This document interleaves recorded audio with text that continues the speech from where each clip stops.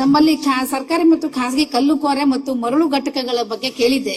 ಅದು ಸಹ ಅಧಿಕಾರಿಗಳು ಅರ್ಧಂಬರ್ಧ ಉತ್ತರ ಕೊಟ್ಟಿದ್ದಾರೆ. ಇದರಲ್ಲಿ ಇದು ಕೊಟ್ಟಿದ್ದಾರೆ, ಇದು ಸರ್ಕಾರಿ ಜಮೀನು ಅಂತಾರೆ, ಬಟ್ ಇದು ಮರಳಿಂದು ಕಲ್ಲಿಂದು ಒಂದು ಗೊತ್ತಾಗ್ತಿಲ್ಲ ಅಧ್ಯಕ್ಷರೇ.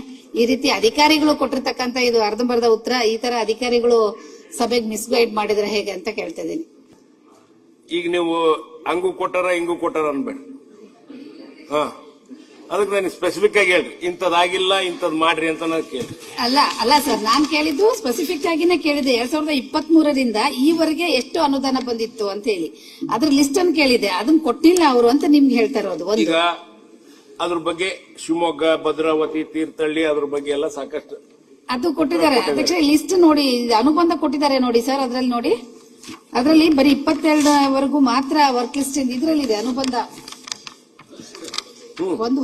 ಅನುಬಂಧ ಒಂದರಲ್ಲಿ ಕೊಟ್ಟಿದೀವಿ ಡೀಟೇಲ್ ಆಗಿ. ಇಲ್ಲ ನಾನ್ ಕೇಳಿದ್ದು ಕೊಟ್ಟಿಲ್ಲ ಸರ್. 2023ರಿಂದ 2025ವರೆಗೆ ಕೇಳಿದೆ. ಆ ಲಿಸ್ಟ್ ಇಲ್ಲ ಇದ್ರಲ್ಲಿ. ಕೊಟ್ಟಿದ್ದಾರೆ, ತರಿಸ್ಕೊಡ್ತಾನೆ ಬಿಡ್ರಿ. ಹಾ ಸರಿ ಸರ್, ತರಿಸ್ಕೊಡ್ತಾನೆ.